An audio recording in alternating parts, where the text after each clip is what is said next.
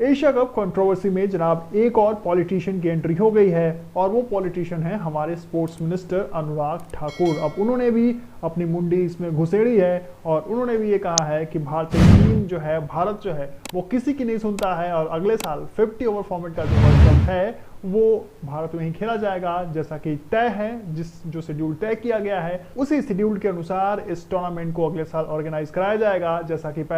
और सभी टीमें जो हैं इंक्लूडिंग पाकिस्तान वो इस टीम में शामिल होंगे ही होंगे और कहीं ना कहीं इससे कोई भी टीम बायकॉट नहीं कर सकती है। आप जानते होंगे कि एसीसी के जो चेयरमैन हैं और बीसीसीआई के सेक्रेटरी हैं जय शाह, उन्होंने जो अगले साल 2023 का एशिया कप पाकिस्तान में होना है उसमें भारतीय टीम पाकिस्तान दौरा नहीं करेगी, ये स्टेटमेंट उन्होंने जारी किया था और तब से जो है विवाद जारी है। एक के बाद एक कई जो स्टेटमेंट है पहले पीसीबी के द्वारा दिया गया और उसके बाद अब हमारे स्पोर्ट्स मिनिस्टर अनुराग ठाकुर हैं, उन्होंने भी इस विवाद पर अपनी टिप्पणी दे डाली है। क्या उन्हें इस कंट्रोवर्सी में घुसने की जरूरत थी, ये आप डिसाइड करें। लेकिन कहीं ना कहीं एक बार फिर ये साबित हो गया कि जितनी भी कंट्रोवर्सी चल रही है उसकी जो एक वजह है वो है पॉलिटिक्स। जब तक जनाब दोनों देशों के पॉलिटिशियन क्रिकेट पे अपनी मुंडी घुसेड़ते रहेंगे तब तक जो है वो क्रिकेट का यही हसल होने वाला है। और खास तौर पर जनाब जब भारत और पाकिस्तान के बीच जब क्रिकेट की बात होगी तो हर बार दोनों देशों के पॉलिटिशियन इसमें घुसेंगे और जिसकी वजह से है जो क्रिकेट इफेक्ट होगा और कहीं ना कहीं एक बार फिर जो क्रिकेट है वो इफेक्ट होता हुआ नजर आ रहा है। कहीं ना कहीं अगर हमें इस कंट्रोवर्सी को रिजॉल्व करना है और फ्यूचर में अगर हमें बायलैटरल सीरीज देखना है भारत और पाकिस्तान के बीच, जो कि हम क्रिकेटिंग फैंस हैं, हमें कहीं ना कहीं हम भारत और पाकिस्तान के बीच क्रिकेट देखना चाहते हैं, तो ऐसे में इन दोनों देशों के बीच क्रिकेट तभी पॉसिबल है जब दोनों देशों के पॉलिटिशियन क्रिकेट में घुसना बंद करेंगे और जो अथॉरिटी है दोनों देशों के जो क्रिकेटिंग बोर्ड है उन्हें दी जाएगी, तभी जाकर के जो है दोनों देशों के बीच बायलैटरल क्रिकेट शुरू हो सकते हैं। क्योंकि कहीं ना कहीं दोनों देशों के जो बोर्ड क्रिकेटिंग बोर्ड का जो कमान है वो दोनों देशों के जो सुप्रीम लीडर हैं वो संभालते हुए नजर आ जाते हैं। यहाँ भारत में जितने भी इंडिया और पाकिस्तान के बीच जो कुछ भी क्रिकेट की बातें होती हैं उसमें कहीं ना कहीं इंटरफेयर करने का काम हमारी भारत सरकार करती है और उसी तरह से पाकिस्तान की भी जो गवर्नमेंट है वो भी वहाँ पीसीबी के जितने भी अथॉरिटीज़ हैं और चाहे वो चेयरमैन की अपॉइंटमेंट की बात हो या फिर पाकिस्तान की टीम इंडिया विजिट करेगी या नहीं करेगी, वो सारे डिसीजंस जो है वहाँ भी जनाब पाकिस्तान की गवर्नमेंट लेती है, वहाँ के पीएम लेते हैं और यहाँ भी जो है इस हालात सेम ही है। और यहाँ भी जो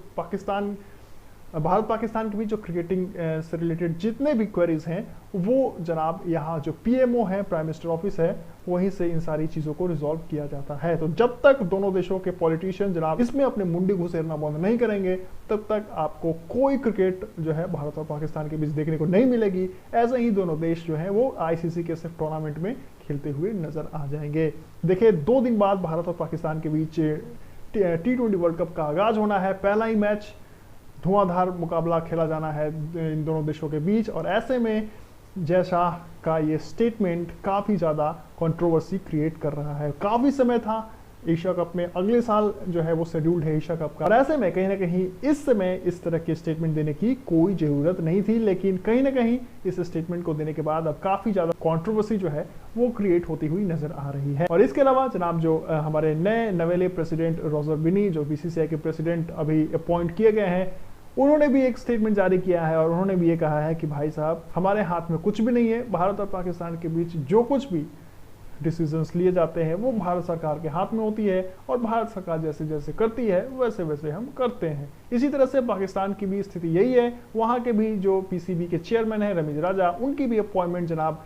पाकिस्तान के प्रधानमंत्री ही करते हैं और इसी तरह से जितने भी डिसीजंस हैं इंडिया और पाकिस्तान के रिगार्डिंग वहाँ पाकिस्तान में भी पाकिस्तान के प्रधानमंत्री द्वारा ही लिया जाता है। तो यहाँ की भी स्थिति सेम है, वहाँ की भी स्थिति सेम है। तो जब तक स्थिति सेम रहेगी तब तक आपको भारत पाकिस्तान के बीच क्रिकेट देखने को नहीं मिलेंगे। जब जब पॉलिटिक्स की एंट्री होगी क्रिकेट में तब तक आपको कोई क्रिकेट भारत और पाकिस्तान के बीच देखने को नहीं मिलेगा। इस प्रॉब्लम का एक ही सॉल्यूशन है कि दोनों देश के जो पॉलिटिशियन हैं वो क्रिकेट से अपना नाता तोड़ें और पूरा का पूरा जो पावर है वो अपने क्रिकेटिंग बोर्ड को दे। यहाँ बीसीसीआई को पावर दे और वहाँ पीसीबी के जो चेयरमैन है उनको पूरी की पूरी कमांड मिले, तभी कोई डिसीजन कैरी फॉरवर्ड हो सकता है। नहीं तो इसी तरह की जो कंट्रोवर्सी है, इसी तरह के स्टेटमेंट है और इसी तरह की जो सिचुएशन है हर समय आपको देखने को मिलता रहेगा। और कहीं ना कहीं